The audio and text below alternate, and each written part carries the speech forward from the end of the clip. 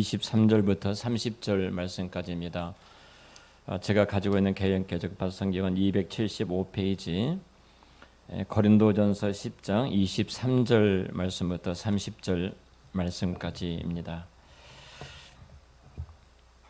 이 말씀 제가 봉독해 드리겠습니다.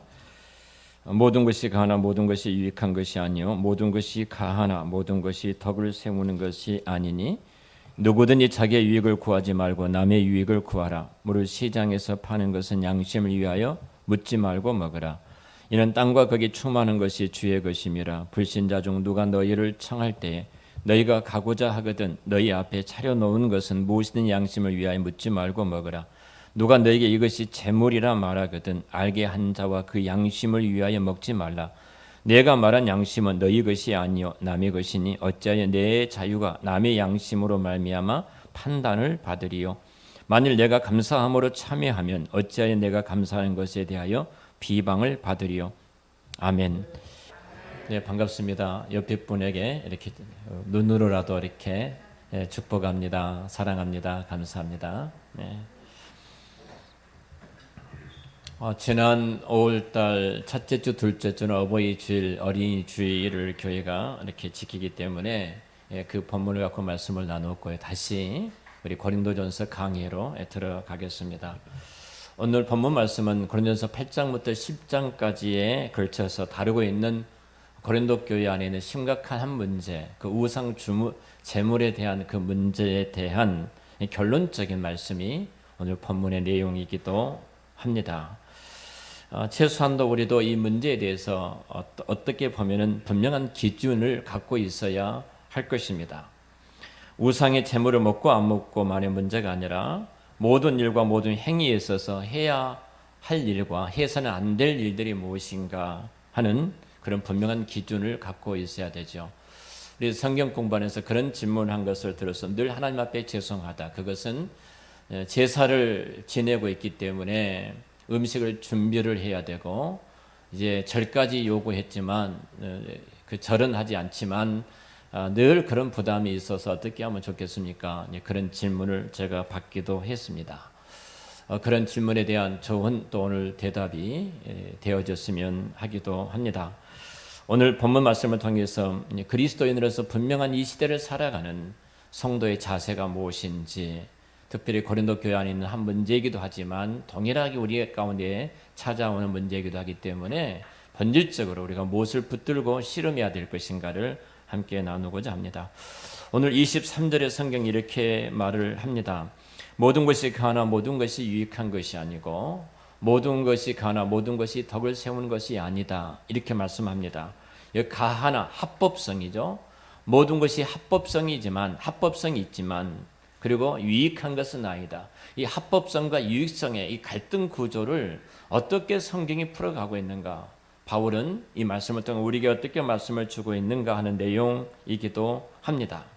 여러 번역본을 보니까 이렇게 기록이 되어 있더라고요. 모든 것이 가하나 이 구절을 공동 번역 보니까 나는 무슨 일이든지 할 자유가 있다. AV 성경 보니까 모든 것이 내게 합법적이다. 그리고 NIV 성경은 모든 것이 허용되었다. JB 성경에서는 내게 아무것도 금지된 것이 없다. 이렇게 말씀을 하고 있어요. 그러니까 이렇게 해석할 수가 있겠죠. 내가 합법적으로 허용된 조금도 금지되지 않는 자유로운 행동을 했을지라도 다 유익하거나 건설적인 것이 아니다. 다 덕스럽거나 세우는 일이 아니다. 이 이야기를 하고 있는 것입니다. 그래서 이 3절의 그 원문에 보면은 우리 성경에는 그러나라는 접속사가 빠져 있는데요. 그러나 모든 것이 유익한 것이 아니고 모든 것이 건설적인 것이 아니다. 그러나 모든 것이 선하게 작용한 것이 아니고 모든 것이 건물을 세우는 것이 아니다. 이렇게 말씀을 하고 있습니다. 먼저 우리 합법적인 것에 대해 생각을 해보도록 하겠습니다. 합법이면 다 유익할까? 이 질문입니다. 여러분, 법이라는 것은 우리가 잘 아는 것 최대한의 규범이 아니라 최소한의 규범이죠. 그래서 인간의 타락과 죄성을 마지막에 붙잡는 것이 이 법입니다. 그러니까 보면 인간이 더 타락하고 범죄하지 아니하도록 붙들고 있는 것이 그 법이라는 표준이에요. 최소한의 규범이 법입니다. 우리 교회도 내규가 있고 규칙이 있죠. 우리 노회도 규칙이 있고 내규가 있습니다. 총회도 헌법이 있습니다. 그래서 우리는 늘 상위법에 의해서 특히 우리가 추구하는 장로 교회가 무엇인가에 의해서 법이 만들어진 것입니다. 자, 한번 이렇게 예를 들어보죠. 여러분 동창회를 참석할 겁니다. 동창회 회칙이 있습니다. 동창회 회칙 가운데는 1년에 몇 번 모일 것인가, 그리고 등등 시작해서 모이는 장소는 어떻게 할 것인가, 그리고 회원의 규범에 대해서 회비를 얼마나 낼 것인가, 뭐 등등, 그리고 애경사 문제는 어떻게 할 것인가, 이런 것들이 이제 기록이 되어 있죠. 어제도 그제도 우리 지금 목사 나눔 교회 나눔 운동 거기에 산 목사님이 내규를 이제 만드는데, 가장 목사님 우선 할 것이 무엇입니까? 가장 먼저 집중해서 가장 담아낼 무엇입니까? 질문을 저에게 던지더라고요. 그래서 제가 몇 가지 이야기를 그분 목사님과 함께 나누었습니다. 동창의 규칙을 완벽하게 다 지켰다고 해서 그 사람이 도덕적으로 윤리적으로 완벽하다고 말할 수 있는 것은 아닙니다. 동창의 규칙이라는 것은 도덕과 윤리와는 전혀 상관이 없는 것이죠. 그러지 않습니까? 동창의 규칙을 지켰다고 해서 그분이 옳은 인간은 결코 아닙니다. 뭐 예를 들어보죠. 국가의 법을 한번 생각해 보죠. 국가의 법도에 악법이 있습니다. 진짜 악법이 있습니다. 자, 도박을 허용하는 법이 있습니다. 공식적으로 도박을 허용하죠. 경륜이라든지 경정이라든지 경마라든지 또 카지노라든지 혹은 복권이라든지, 이것은 악법입니다. 악법이에요. 자, 이것이 국민들을 옳게 좋게 만든 것은 결코 아니죠. 로또만 생각해도 수백만 번의 당첨 확률이 1이라고 말을 하죠. 자, 그러면 나머지 수백만 명의 주머니에 돈을 다 뺏어가지고 국가가 일부러 못되게 쓰고 일부는 1등 당첨자에게 주지 않습니까? 그런 다음에 1등을 당첨됐던 사람이 꼭 그 가정이 행복해지든가, 여러분 잘 아신 것처럼 복권 당첨해가지고 1등 당첨돼서 행복한 사람 거의 없습니다.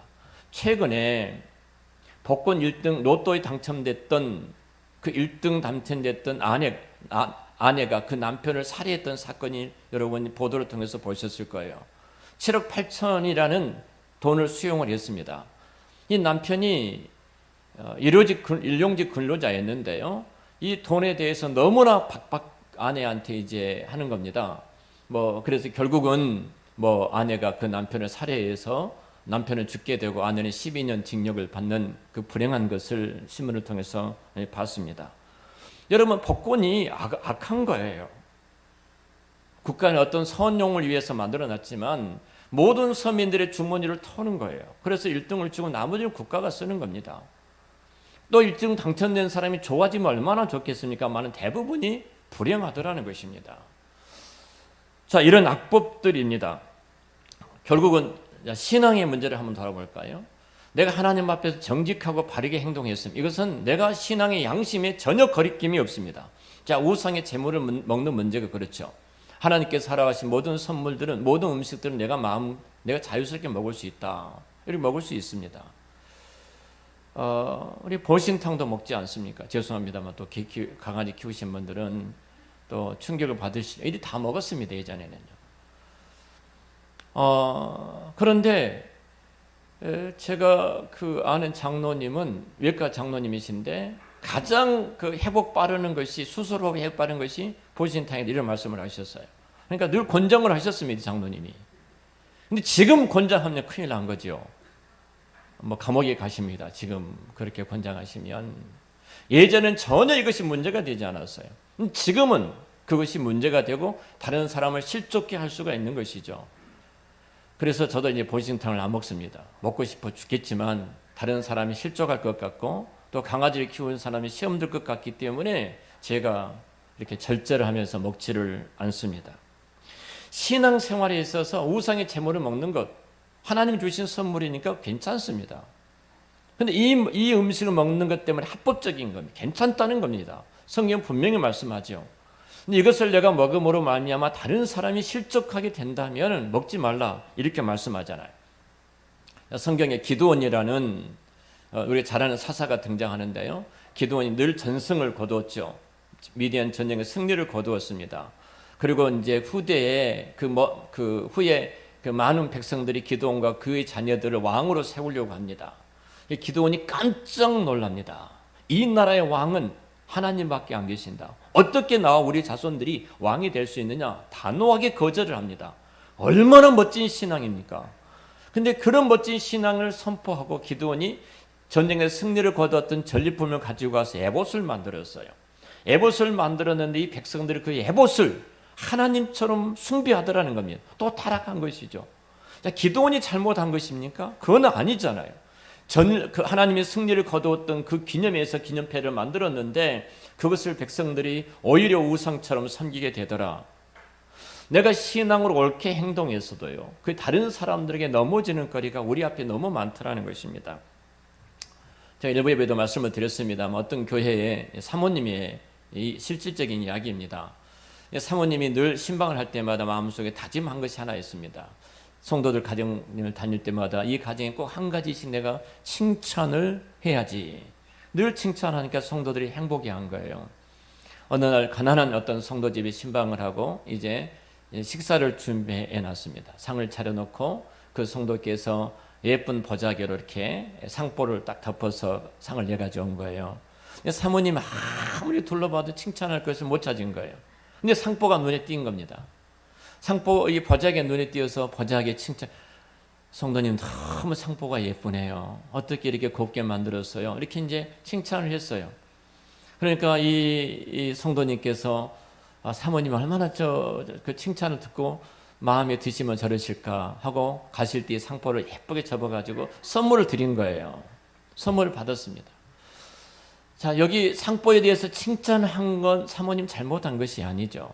또 성도님이 그것에 대해서 선물한 것에서 잘못한 것은 결코 아닙니다. 그 후에 문제가 생긴 겁니다. 어떤 문제가 발생했냐면은 세상에 교회에서 이제 수군되는 거예요. 세상에 우리 사모님께서 그 가난한 성도의 상복까지 뺏어가지고 왔어. 자, 이런 악담을 하기를 시작한 거예요. 도대체 뭐가 잘못된 거예요, 여러분? 상포에 대해 칭찬한 사모가 잘못됐는가요? 선물한 성도가 잘못됐는가요? 여러분, 인간은 본성적으로 항상 악한 곳으로 흘러갈 수밖에 없는 죄성과 타락성을 갖고 있어요. 고린도 교회가 그렇습니다. 지금 이 신앙과 문제가 대두되고 있는 거예요. 내가 정당하게 내가 합법적으로 이 일을 했을지라도 그것이 때로는 상대들이 거친 것이 되고 상대들을 무너지게 하는 일들이 되더라. 내 행동이나 내 말도 그러더라 이것입니다. 우리는 쉽게 말을 할 수 있죠. 어떻게 오래 교회 다니면서 저렇게 신앙생활을 해? 우리 그렇게 말할 수 있어요. 그러나 그렇게 말하는 것이 만약에 누구를 넘어지게 하고 누구를 흔드는 행위라면 죄를 짓는 일이라는 사실입니다. 내가 지금 정당하게 여기고 내가 하는 그 어떤 말일지라도 다른 사람에게 유익이 아니라 손해가 될 수가 있습니다. 상처가 될 수도 있고 나쁜 영향을 미칠 수도 있는 것입니다. 그러니 합법적이라 해도 정말로 성령님이 그 가운데 기름을 붓도록 우리는 기도하는 겸손함을 가지시기를 축원합니다. 이것 없이는 여러분 우리 기도 더 많이 해야 됩니다. 두 번째로 오늘 24절입니다. 누구든 자기의 유익을 구하지 말고 남의 유익을 구하라. 내가 정당하게 한 행동일지라도 바로 남에게 나쁜 결과를 가져온다면 우리는 과연 어떻게 행동하면 좋을까? 이제 이 부분입니다. 어떻게 하면 행동하면 좋을까? 자, 24절에 중요한 것을 말죠. 유익이라는 단어가 등장합니다. 나의 유익을, 내 유익을 구하지 말고 형제의 유익을 구하라. 오늘 설교 제목이기도 하죠. 형제의 유익을 위해서 존재하라. 이 유익이란 말은 두 단어의 헬라의 합성어인데요. 함께라는 단어하고 옮기다는 단어입니다. 함께 옮기다. 쉽게 말하면 이바지하다.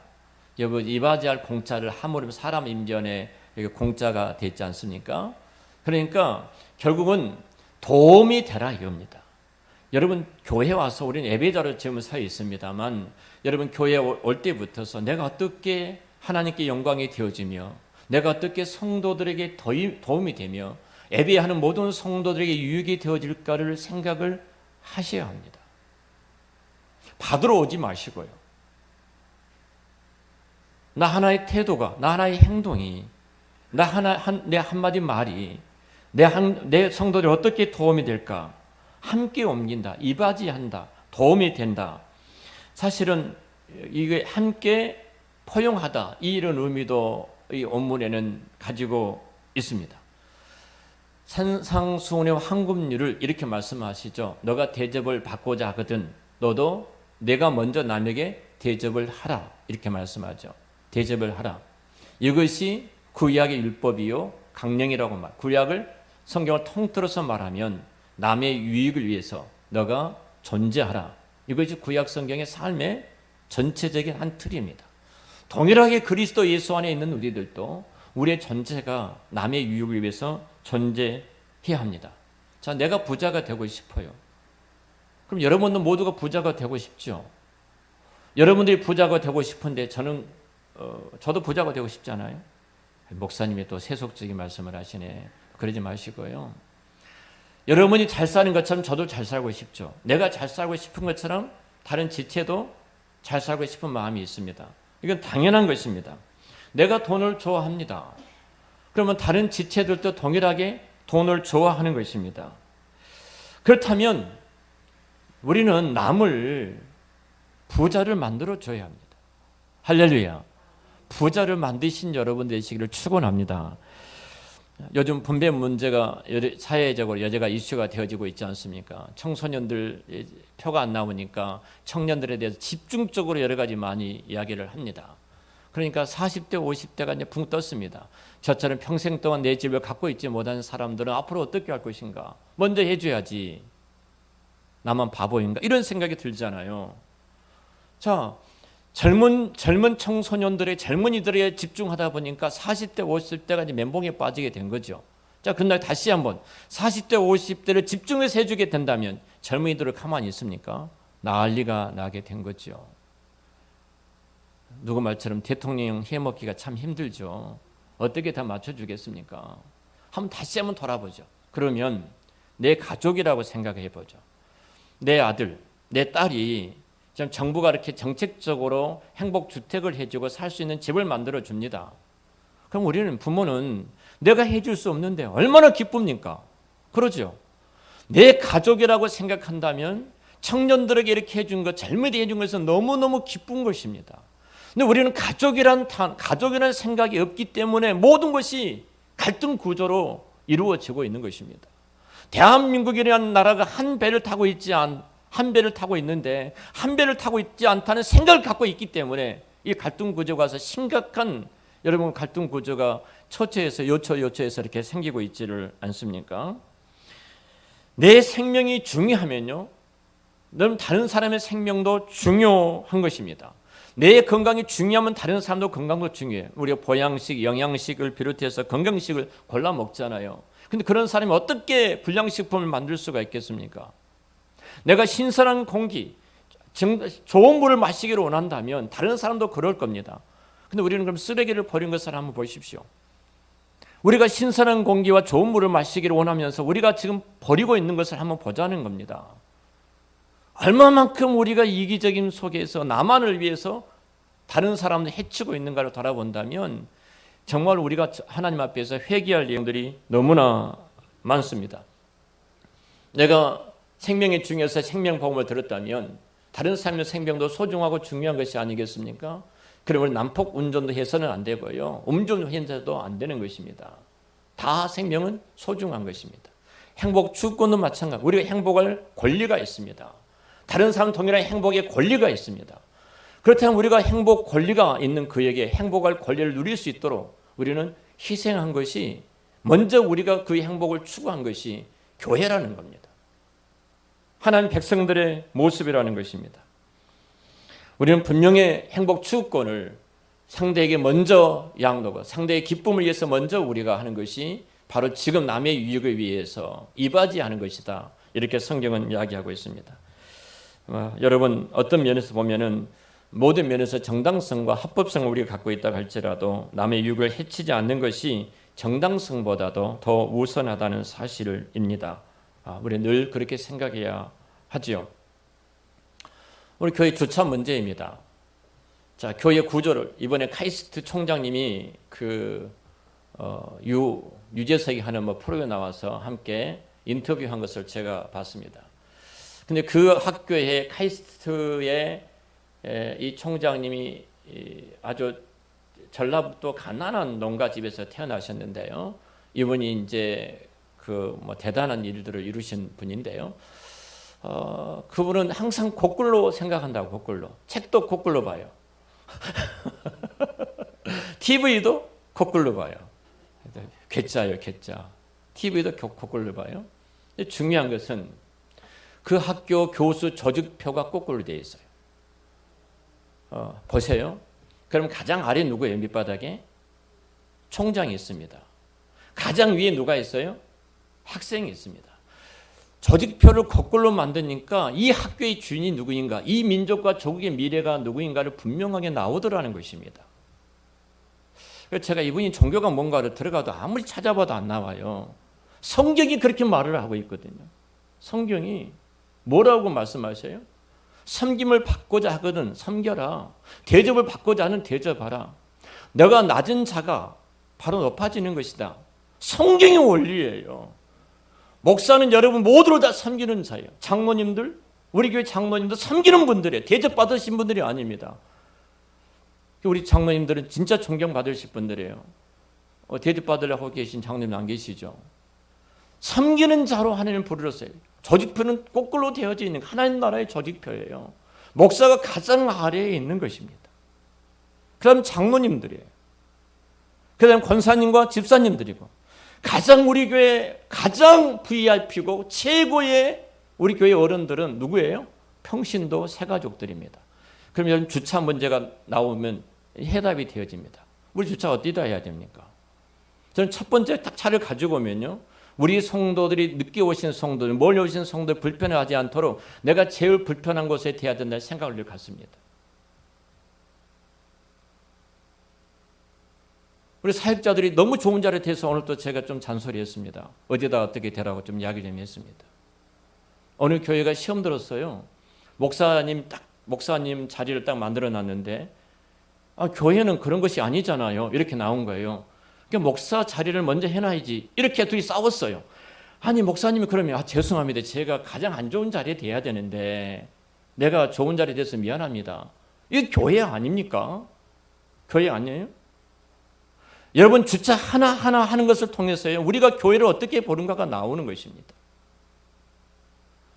정말로 주님의 교회는 어떤 것인가, 나는 어떤 자리에 있는가 하는 이 싸움이 끊임없이 우리 앞에 이루어지는 것입니다. 우리 교회가 정말 하나님 나라의 어떤 본성적인 하나님 나라의 천국의 모습을 담고 있다면 한번 생각해 보십시오. 어느 분은 그러실 때다. 목사가 왜 화장실 청소해야 됩니까? 성도들이 해야 되지. 목사는 설교만 준비해야 되지. 설교 준비를 24시간 365일 합니까? 쉬는 시간이 있잖아요. 쉬는 시간. 그 쉬는 시간에 가서 한번 이렇게 쉬면서 설교 준비하다 얼마나 정신이 좋아지는데 꼭 목사는 그걸 하면 안 됩니까? 그렇잖아요. 여러분 참된 주님의 교회가 무엇을 위해서 이 땅에 서 있는가를 우리가 알게 된다면 하나님 나라의 그 질서 속에 이 교회가 가야 될 방향성이 분명하게 나오리라고 생각이 되어집니다. 정리를 좀 해가겠습니다. 가장 본질적인 문제이지 양심의 문제를 갖고 이야기를 합니다. 양심에 대해서 이야기를 하고 있는데요. 시장에 두 가지 문제를 먼저 대두를 하죠. 시장에 고린도 교회 당시에 시장에 파는 모든 고기들은 다 우상의 제물을 바쳤습니다. 그리고 시장에 유통이 된 거예요. 그 고기를 사 먹는 모든 사람들은 우상 제물을 먹게 되었습니다. 바울은 단호하게 말합니다. 다 주님께서 주신 것이니까 거리끼지 말고 그 고기를 먹어라, 이리 말을 해요. 고기를 먹어라. 그런데 중요한 것이 두 번째입니다. 어떤 사람이 나를 식사를 초대를 했습니다. 식사를 초대했는데 이 경우 우선적인 원칙이 무엇인가? 27절에 그 원칙을 이야기하는데요. 이렇게 말을 하죠. 불신자 중 누가 너희에게 청할 때 너희가 가고자 하거든 너희 앞에 차려놓은 것은 무엇이든지 양심을 위하여 묻지 말고 먹으라. 누가 너희에게 이것이 재물이라 말하거든 알게 한 자와 그 양식을 위하여 먹지 말라. 이렇게 말씀하죠. 어떤 불신자가 신앙이 연약한 신자라든지 우리를 초대를 했습니다. 초대를 해서 이제 그 고기를 요리를 해서 내놨습니다. 근데 우리는 거리낌이 없이 자유로우니까 그 음식을 먹을 수 있습니다. 그런데 어떤 사람이 큰 소리로 얘기를 하든지 작은 소리로 얘기를 하든지 아니면 다른 사람을 통해서 얘기하든지 불신자가 얘기하든지 신자가 얘기를 하든지 어떤 말이 있냐면 누군가가 이것은 재물이야. 우상에 바쳐진 재물이야. 그렇게 말하거들랑 뭐라는 거예요? 먹지 말아라 이겁니다. 먹지 말아라. 너가 먹는 것을 말미암아 그 사람이 우상 재물에 너가 우상에게 참여했다고 생각하니까 그를 시험에 들게 하고 그를 떨어지게 믿음에 떨어지게 하는 행위이기 때문에 먹지 말아라 이렇게 말을 합니다. 여기서 중요한 원리가 나오죠. 양심이라는 원리입니다. 양심이라는 원리예요. 자, 우리는 이 양심이 자유롭기 때문에 그 양심에 따라서 행동할 수가 있습니다. 근데 우리는 내 양심이 옳은 대로 사람은 보편적으로 행동을 한다 이렇게 이야기를 하지요. 양심이라는 것은 두 단어, 헬라어의 두 단어 합성인데요. 함께하고 안다는 단어입니다. 그러니까 양심이라는 단어는 나만 아는 것이 아니에요. 함께 아는 거예요. 어떤 문제에 대해서 같이 공감하면서 함께 아는 것이 그 양심. 그건 개인적인 양심이에요. 대부분이. 자, 양심에 거리끼는 문제가 이제 등장을 하지요. 문제는 이겁니다. 아무리 내가 양심이 옳다 할지라도 그것이 기독교 신앙 밖에서 있는 이미 양심은 다 타락하고 부패했기 때문에 죽어있는 양심입니다. 죽어있는 양심이에요. 그것이 불신자들이 갖고 있는 양심이다 이렇게 말할 수가 있습니다. 그래서 양심은 고장났고 양심은 망가졌고 양심은 타락했고 양심은 하나님을 떠났고 그 양심은 하나님을 두려워하지 않는 양심입니다. 그 양심이에요. 그럼 그리스도인 우리들의 양심은 어떤 것인가? 예수 믿고 나서 가장 먼저 회복된 것이 우리 양심의 회복이 되는데요. 성경은 이렇게 말합니다. 그 양심이 불완전하더라는 겁니다. 이렇게 말을 합니다. 디모데전서 1장 19절 말씀 보면은 믿음과 착한 양심을 가져라. 어떤 이들이 이 양심을 버렸고 그 믿음에 관하여 파선하게 되었다. 완전한 양심이 없더라는 겁니다. 늘 성령께서 우리 양심을 붙들고 하나님의 은혜를 부어주시지 않냐시면 우리 양심도 믿음에서 파선할 수가 있는 양심이 있더라는 겁니다. 그럼 어떻게 해야 되겠습니까? 우리는 겸손해야 됩니다. 정말로 내가 그 양심이 아무리 내가 거듭난 양심이라 할지라도 성령의 지배와 성령의 은혜를 입지 아니하면 내가 다른 사람을 무너뜨릴 수가 있다는 생각을 항상 가져야 되는 것입니다. 그럼 우리는 중요한 원리가 여기서 등장하죠. 내 양심처럼 남의 양심을 존중히 여겨라. 그리고 귀하게 여겨라. 그들이 불신자일지라도 내 양심만 내세우지 말라는 겁니다. 그들의 양심을 존중해 주라는 것입니다. 내가 내 양심만 주장하다가 그 연약한 신자들의 그 양심이 무너지게 되어진다면 또 불신자들이 앞에 우리가 비양심자로서 우리가 거리낌이 된다면 그들이 어떻게 구원을 얻을 수 있겠는가? 이 부분을 이야기합니다. 그러면서 33절에 이렇게 말하죠. 이와 같이 모든 일에 모든 사람을 기쁘게 하여 자신의 유익을 구하지 아니하고 많은 사람의 유익을 구하여 그들로 구원을 받게 하라는 겁니다. 목적은 하나입니다. 우리가 모든 것을 사도 바울이 내가 유대인처럼 유대인은 유대인처럼 헬라인은 헬라인처럼 내가 이방인은 이방인처럼 내가 그렇게 행동했던 것은 다 한 이유예요. 그리스도 밖에 있는 사람이 저들이 하나님께로 돌아와 주의 백성이 되는 것이 목적이었다는 사실을 분명히 이야기합니다. 그 영혼을 살리고 그 영혼을 세우기 위해서 내가 이 일을 했다. 이렇게 말씀을 해요. 말씀을 마치겠습니다. 결론은 이것입니다. 예수님의 십자가는 철저하게 이타주의입니다. 철저하게 이타주의예요. 나는 죽고 남을 살리는 겁니다. 내가 손해를 보고 남에게 유익을 주는 것입니다. 내가 아파하고 남에게 기쁨이 되는 것이고요. 내가 고통을 받고 남을 고치는 것이 그리스도인의 십자가의 복음의 정신입니다. 거기서부터 모든 치유의 은혜가 일어나게 될 줄로 믿습니다. 이것이 십자가의 사랑이고 이것이 복음의 능력입니다. 주님께서 십자가에서 죽지 않았다면 우리가 이 자리에 있을 수 없는 것처럼 동일하게 내가 다른 지체와 이웃들을 위해서 내가 손해를 보고, 특별히 가정의 달, 우리 가족들, 우리 친척들, 우리 이웃들에게 내가 좀 더 많은 손해를 보고 내가 좀 더 많은 희생을 함으로 말미암아 저 영혼들이 오늘 33절에 있는 말씀처럼 그들로 구원을 받게 하는 일이 되어줄 줄로 믿습니다. 참 우리 기독교가 배타주의라는 말을 많이 듣고 너희들만 아는 이기주의라는 말을 너무나 많이 듣는데 성경적인 내용은 결코 그렇지 않습니다. 우리가 그들을 위해서 죽는 것입니다. 그리고 그들을 위해서 우리 모든 것을 내어주는 것입니다. 그리고 우리가 그들을 위해서 희생하는 것입니다. 형제 유익을 위해서 존재하는 것입니다. 여러분들 그렇게 생각해 보십시오. 교회 올 때마다 나를 통해서 어떤 형제를 내가 세울 것인가, 내 한마디 말을 통해서 어떤 도움이 될까, 어떻게 이바지할 것인가, 그 공동체에 내가 어떻게 이바지한 자로 오늘 또 하나님께 영광을 돌릴 것인가.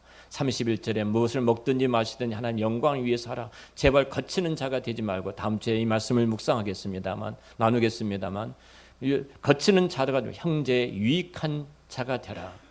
이렇게 우리에게 말씀합니다. 여러분의 삶이 정말로 형제 유익 한번 생각해 보지요. 제가 그렇게 또 글을 써놨습니다만 돌아보십시오.